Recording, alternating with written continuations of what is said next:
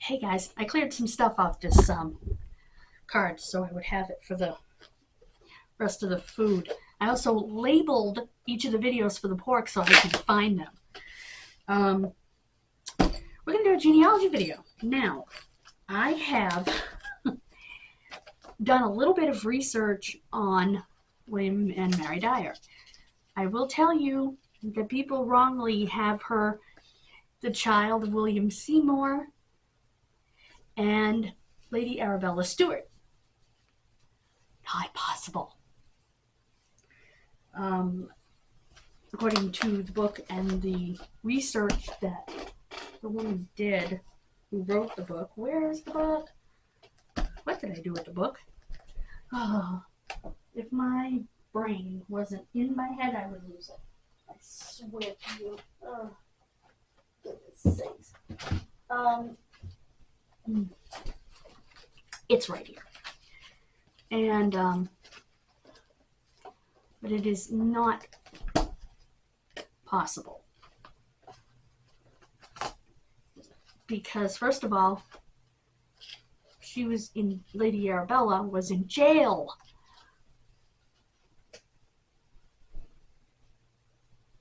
So, and second, she was 35 years old, which is elderly prima gravida, which basically means that you're old and having a baby, or older and having a baby. And that was way old then. Okay. Now, some of these images are weird. I want to show you. Well, first I want to tell you that William Dyer, who himself, according to records that the lady found from the book, and again, the book is The Dyers of London, Boston, and Newport by Christy K. Robinson. Again, by records that she found, he spelled his name D-Y-R-E, not E-R, which would make sense for English and for the time period. He set up the Massachusetts-Rhode Island border and laid the groundwork for Maine and New Hampshire's independence from Massachusetts as their own colonies. When he started laying out borders, in fact, he went to the king, and that was sort of his revenge on Boston for murdering his wife, as he said, look, these people think they're kings. They're trying to take over all of New England. You've got to give them a border, Your Majesty. And he laid out a border, and His Majesty gave him a border. So, and that laid the groundwork for giving Maine and New Hampshire their independence from Massachusetts, becoming their own colonies, and later becoming their own states. But this was a little bit after William's death. So, let me put that in there. I also copied from the book the children, the Dyer children and how they grew. I've also got a little timeline of William Dyer and his son being deeded his land and whatnot.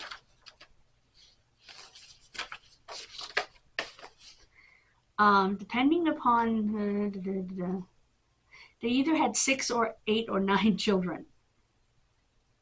Captain William Dyer the Younger was mayor of New York at age 18 or 19 when he single-handedly won the reprieve of Mary's life from the Boston gallows. The anencephalic stillbirth was named Mary, and their 9th child, Elizabeth, was born 2 years after Mary was executed. Oh my, yeah, that's not possible. There are no birth or baptism records for the children born after Samuel. But yeah, William the Younger the son. That's interesting because I just saw something about him and I didn't realize that he was related. So let me go back here under my history. Dyer. Wikipedia. Okay, William Dyer, right here. An Englishman born in Newport, Rhode Island, to Mary Dyer and Dr. William Dyer. And he was the 13th mayor of New York City, 1680 to 1682. I wonder what else I can find about him. There must be more.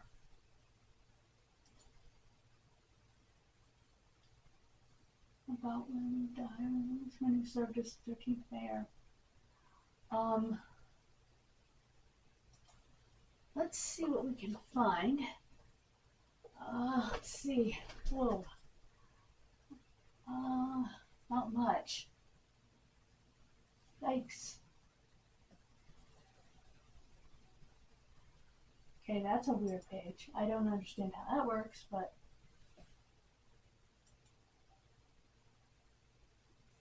error. Yeah, you gotta love it. Huh.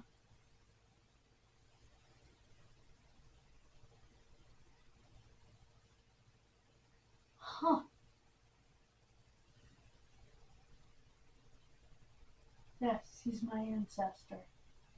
For pity's sake. Okay, William Dyer,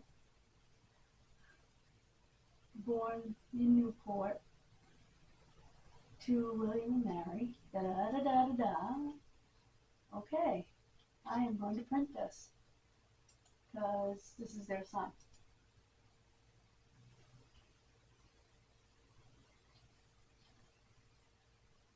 Yep. Print. Now I'll show it to you in a minute. Interestingly, their son was the 13th mayor of New York City, so that's kind of cool. I'm gonna have to put that in my notes, although I did just print it out. So, I do not know if I have that in my tree or not. Let me take a peek, see at the old tree.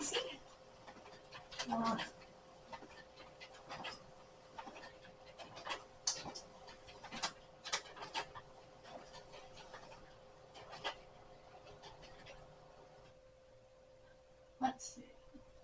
Mary Dyer. Blah. Son William Dyer.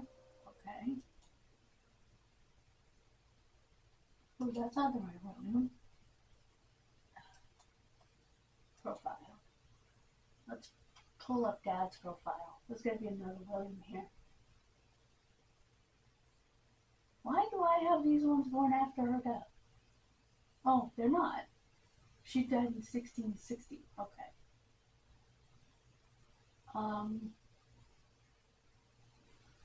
Where is William? Here it is. Okay. Alright, I don't have anything about him. 1642 to 1687. Okay, is that correct? Let's see. Yep. And he married Mary Walker. So that is correct. That's him. So let me show you how we do this. We are going to make a note, 13, oops, M-A-Y-O-R, of N-Y-C.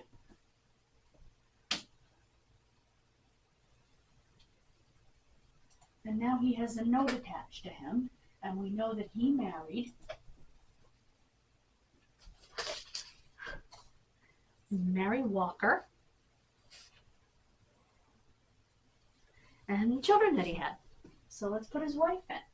M-A-R-Y-W-A-L-K-E-R. Wait. Oh, now, let's see what kind of hints we got. Okay, trees for this person. Sons of the American Revolution membership.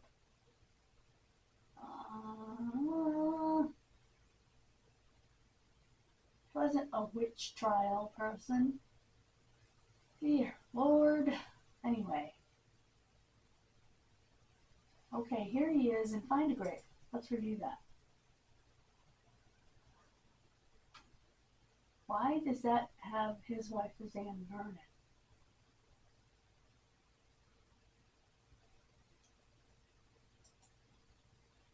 Okay, let me go up here and review these 3 trees. See, this is how we do it, guys.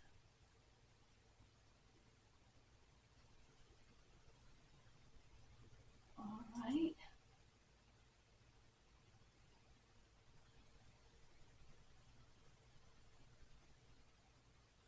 Okay, yep. That's okay. This one says Anne Vernon, then Mary Walker. I'm gonna worry about it because he had all his kids with Mary Walker. So here's like the tree hints. Click. There we go. Okay, now all that is new information.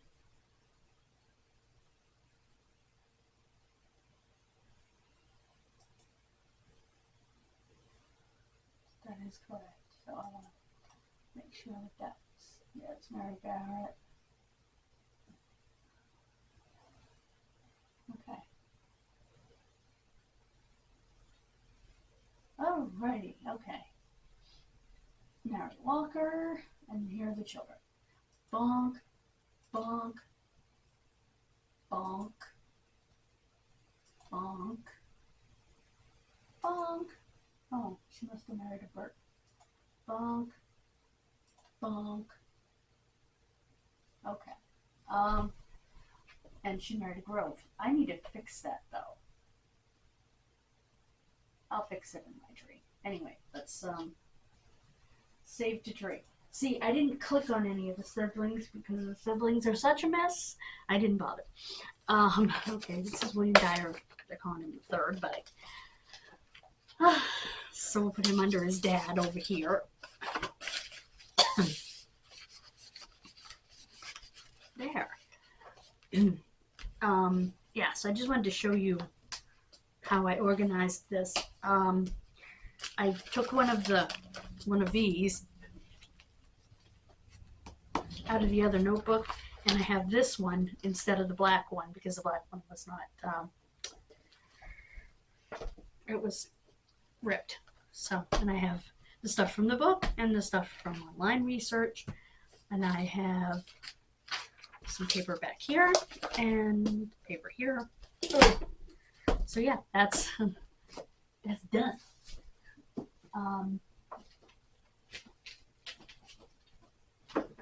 Oops. Come on, you silly thing. There we go. Get in there. Oh, it's too thick now. Really?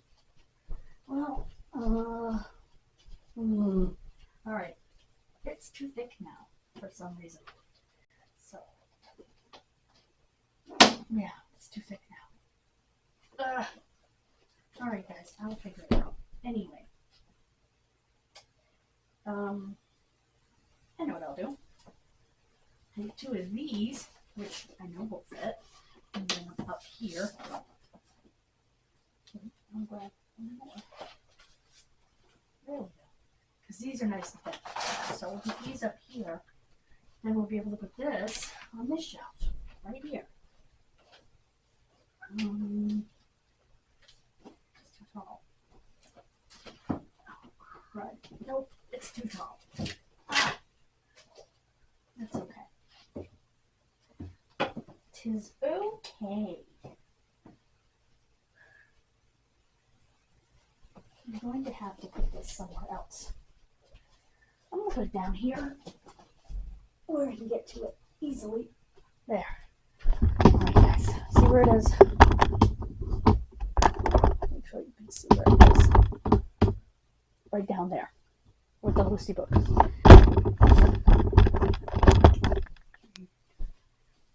I still have my notebook, and I am making notes in it.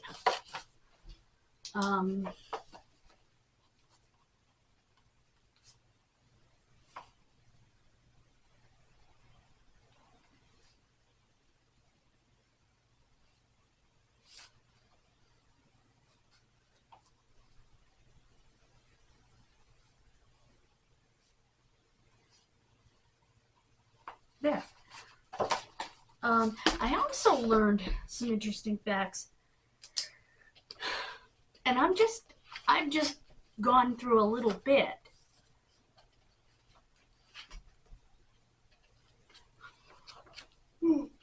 I was right about Mary's baby.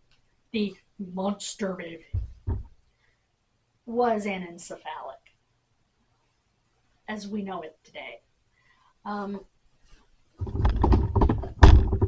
That's better. As we know it today. They wouldn't have known that back then. And for those of you not familiar with that term,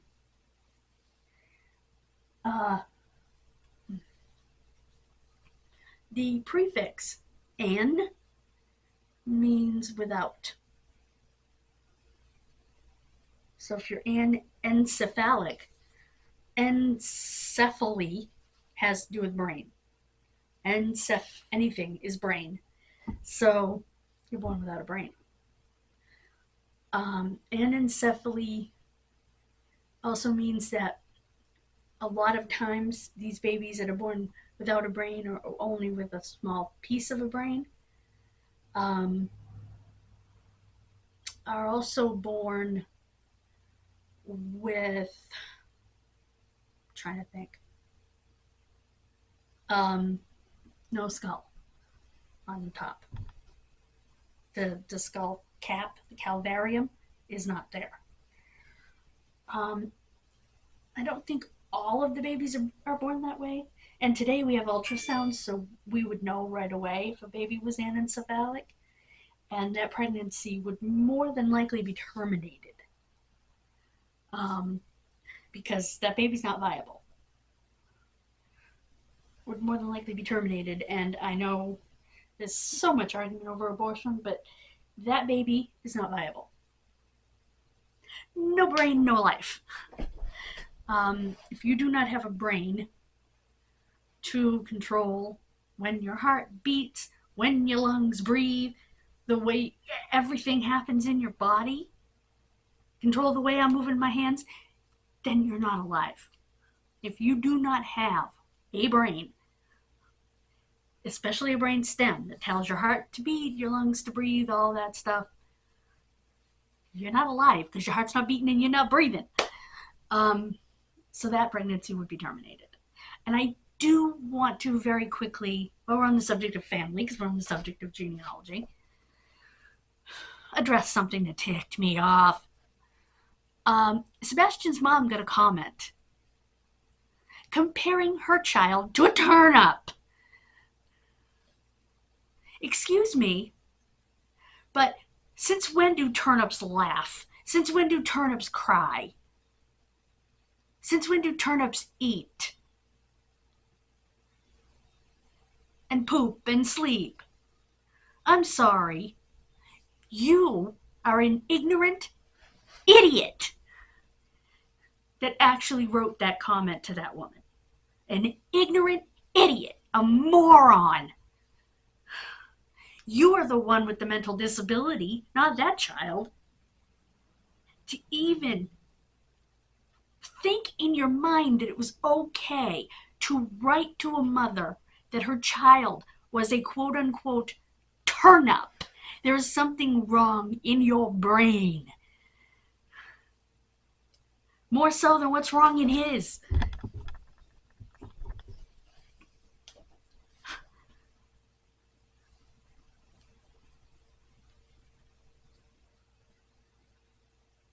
He is truly special. all children, regardless of the way that they're born, are special. For you to say that you shouldn't tell him to stick his tongue out, well, he did it when she was brushing his teeth. And he actually seemed to be enjoying it. It just, when she showed that comment on the screen, I wanted to just grab that person, but I also wanted to hug Stephanie and just cuddle Sebastian and tell him, you are not nothing.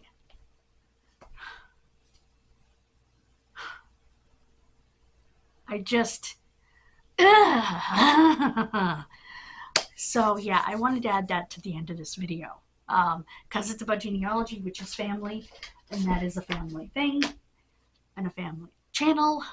So I'm sorry that the sun is so bright over here. That's even worse. Okay, how am I gonna do this? Oh well. Oh, here, I'll sit back. That's better. So, and a quick message to Stephanie after my little rant there. I love you.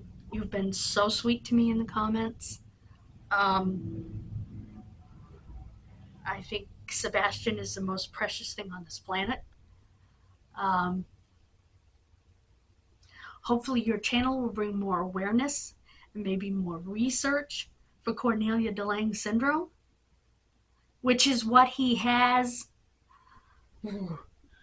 Folks, I surely hope that it does. And I'm going to put your link down below.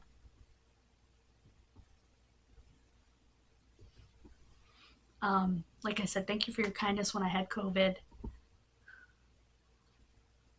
When I told you how much Sebastian's smile made me feel better, and I mean it. I do. You know, when I was in high school, my last couple of years, I got to be, for one period a day, the teacher of a little boy with severe brain damage. It's a different situation than Sebastian. He had cerebral palsy. He had drowned at 18 months old.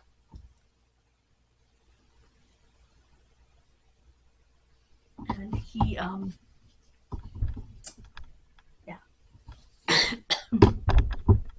I too have cerebral palsy, but obviously not as bad as he does.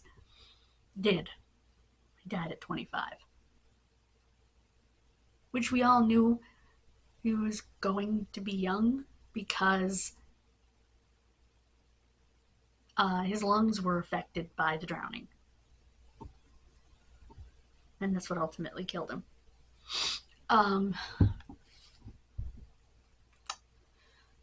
So I see Sebastian, and I see Beckham, and I see my little JP.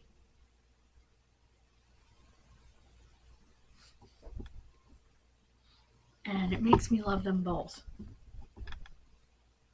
Because it lets me relive one of the best times of my life. Taking care of that little boy, learning how to grind his food, learning how to feed him, learning how to give him a drink, learning how to ask him to look at pictures to tell me what he wanted. You know, all those things that I got to do. And I'm so blessed and so fortunate. And I would do it again in a heartbeat.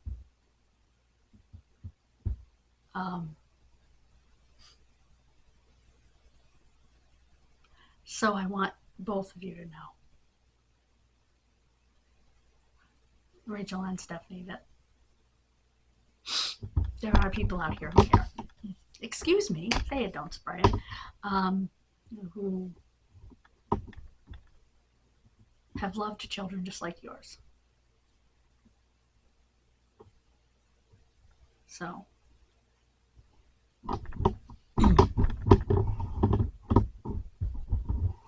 and you would be surprised, and to the person who made that post, you would be surprised, excuse me, what these children actually know in their heads that they can't say. You know, another commenter said exactly that. She said, is it possible that he doesn't want to take a nap? Because he knows in his head he's 5 years old. Referring to Sebastian, who's 5, who's about the size of an 18-month-old.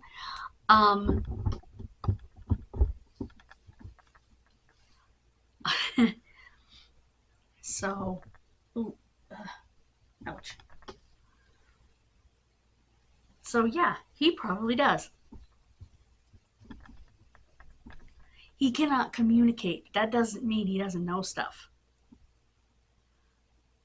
Because he knows exactly what's going on around him. Trust me, from my own experience with JP, they know a lot more than they're telling you. a lot more than they're capable of telling you. So, but yeah, I just wanted to pop that in there at the end. Thank you so much. God bless you. And God bless those 2 perfect little boys. They're perfect. Just the way they are, the way God made them.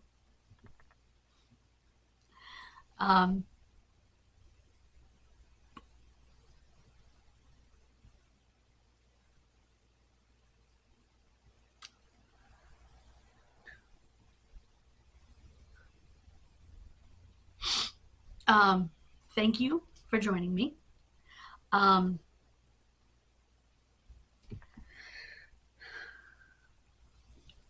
will see you next time. God bless you. Please click that subscribe button and please check out Sebastian's channel.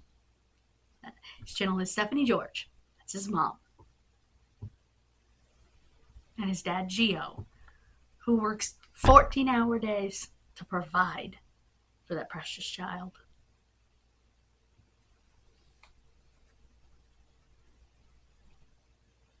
Oops. Battery at 30%. That's okay. We were just saying goodbye anyway. Again, please subscribe. Thank you so much. God bless you. Bye-bye.